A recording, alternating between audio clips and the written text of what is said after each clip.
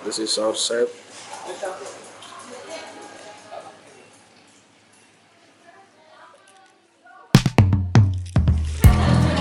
Oh, surga, surga.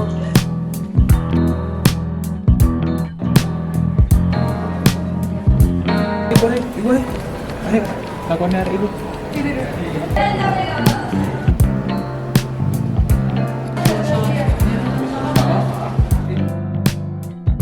Dari segi buah, kadang buahnya ada yang beberapa yang busuk. Kalau dari menunya gimana ya? Kalau bisa lebih beragam, terus dari segi rasanya lebih bervariasi. Misalnya rasanya yang kita dapat tuh biasanya hambar. Programnya bagus, tapi ini semua itu perasaannya kayak program pemerintah yang diusung cuma buat kedengaran bagus saja. Jadi kayak eksekusinya itu benar-benar buru-buru, cepet-cepet.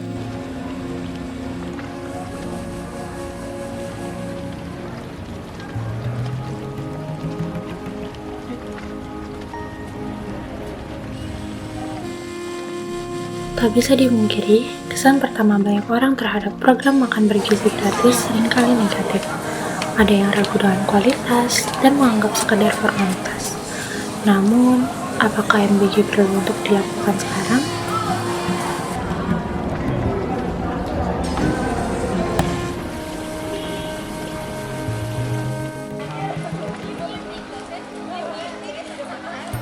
Jadi sebenarnya MBG itu adalah berangkat dari niat baik pemerintah untuk mengentaskan permasalahan stunting begitu. Seperti kita ketahui bahwa stunting itu adalah salah satu prioritas nasional untuk segera diselesaikan. Nah, kalau kita bicara bagaimana menyelesaikan stunting itu bisa secara langsung, intervensi langsung, ataupun tidak langsung. Nah, kalau berbicara yang langsung, contohnya adalah program MBG.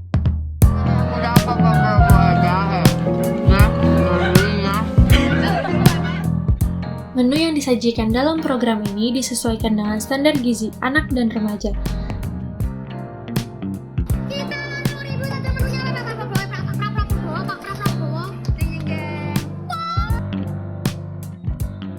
Setiap porsi tak hanya mengenyangkan, tetapi juga menyeimbangkan kebutuhan karbohidrat, protein, vitamin, dan juga mineral.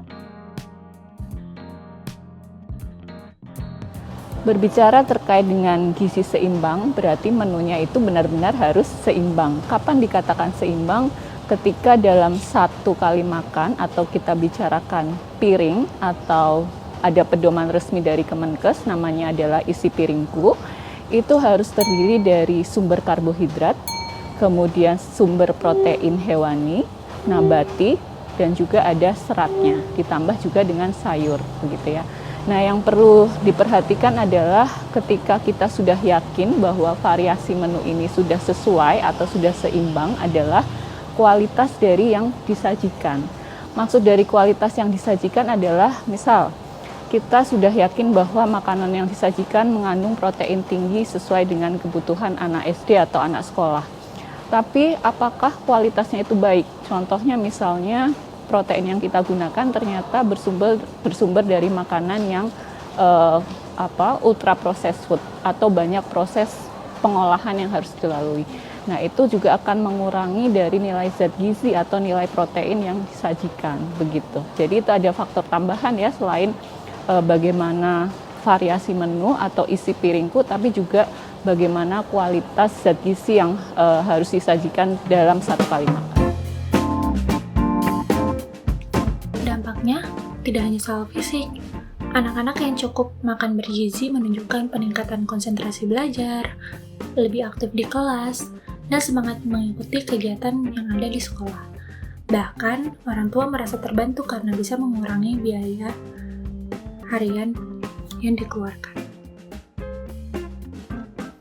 Tentunya sebelum diadakan MBG itu siswa biasanya ada yang membawa bekal dari rumah, kemudian ada yang menyisihkan uang saku untuk makan siang. Tapi setelah kegiatan MBG, siswa tidak perlu lagi untuk membawa bekal dari rumah dan juga uang sakunya bisa berkurang. Bisa menghemat pengeluaran kita dari uang saku kita, jadi kita nggak perlu keluar uang gitu karena kan sudah dikasih buat MBG. Mungkin saya sebagai orang yang jajannya mungkin tidak 50.000, mungkin 10.000 doang sehari, ya cukup terbantu lah dengan adanya ini.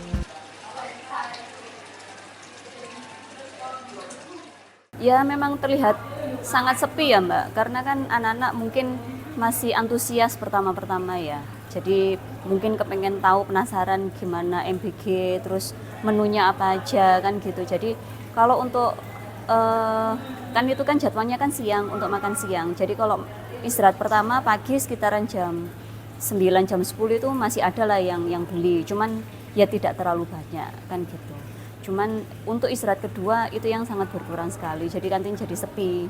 Paling kesini cuman hanya beli minum, hanya beli snack gitu. Snack ringan, bukan snack yang berat. Kalau berdasarkan usia jelas berdasarkan siklus kehidupan, setiap tahap kehidupan itu memiliki kebutuhan gizi yang berbeda. Jadi misalnya contoh menu yang disajikan di MBG untuk anak sekolah dasar dan juga anak SMA misalnya, itu seharusnya total nilai kalorinya itu berbeda. Dan kita mengacu pada angka kecukupan gizi di Indonesia begitu ya. Nah itu sebagai patokan dasar ketika kita memberikan makanan secara massal. Selain itu sebenarnya tidak kalah penting yang saya mau sampaikan adalah perlu diperhatikan terkait keamanan pangan kalau kita berbicara makanan massal begitu ya. Karena yang menurut saya agak tricky yang harus kita menjadi concern penuh itu adalah keamanan pangan juga, selain bagaimana menyajikan menu secara seimbang begitu ya, dari sisi pengolahannya, penyajiannya, kemudian sampai sisi setelahnya, misalnya alat-alat makannya bagaimana disimpan, dibersihkan dan seterusnya. Gitu. Harapannya ke depan itu MBG itu lebih tepat sasaran. Kenapa? Karena ternyata tidak semua siswa itu membutuhkan MBG sebetulnya. Jadi bagaimana itu ya sekolah sebisa mungkin mendata kepada siswa-siswanya kira-kira siapa saja yang memerlukan MBG. Harapannya seperti itu. Perlu dievaluasi lagi, nggak cuma dari segi makanannya tapi juga dari tinjauannya. Program MBG ini bagus, tapi menurut saya programnya ini dialokasikan ke orang-orang yang benar-benar membutuhkan gitu. Jadi kalau kita bicara indikator, tentu berarti harus ada alat ukurnya. Bagaimana alat ukur itu bisa mengukur tujuannya itu apakah berhasil atau tidak. Nah, sementara sejauh yang saya pahami, untuk program MBG ini masih dalam tahap penyempurnaan karena masih dalam tahap uji coba begitu ya. Jadi saran dari kami adalah untuk segera menyelesaikan petunjuk teknis. Dan di dalam petunjuk teknis itu tentu ada indikatornya. Contohnya ya, ketika kita mau menetapkan indikator, berarti kita harus mengambil data awal atau baseline dulu untuk dijadikan ukuran apakah data awal itu hingga akhir program ada perubahan atau tidak. Begitu. Misalnya perlu dilakukan screening dulu secara awal begitu ya, terkait dengan status gizi anak sebelum diintervensi, bagaimana status gizinya, kemudian nanti di akhir program atau di tengah program sebagai monitoring dilakukan pengukuran lagi. Itu contoh sederhana menentukan indikator. Tentu kalau kita bicara program, indikator tidak hanya satu ya, jadi banyak sekali indikator yang bisa dijadikan terkait dengan dampak ataupun output ataupun outcome dari suatu program. Jadi kalau kita bicara tentang sustain gitu ya, atau keberlangsungan dari suatu program, tentu yang pertama harus kita perhatikan adalah bukan hanya satu pihak yang dibebani. Jadi suatu program itu bisa berjalan lama, panjang, berkelanjutan itu adalah ketika dilakukan secara multisektor. Jadi tidak hanya bidang kesehatan saja, misalnya pangannya juga, misalnya dari sektor pertanian dan pangan itu juga turut andil dalam melestarikan atau menyukseskan keberlangsungan program ini. Atau misalnya dari masyarakat, dari sekolah dan seterusnya. Jadi semua bahu-membahu begitu ya, saya rasa itu akan menjadikan program ini lebih berkelanjutan. Mungkin itu saja Bu. Oke. Ya. Ya, terima kasih. Ya. Iya, sama-sama. Ya. Makasih. Ya, thank you. Nanti kalau Makasih. sudah ada itunya Halo. kabarin ya. Oh, nggih, siap. Nanti kita akan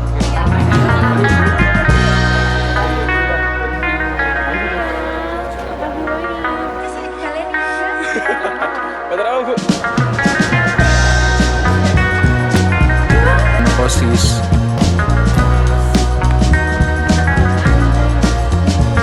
Panas. Ini hari kedua kita syuting. Samping.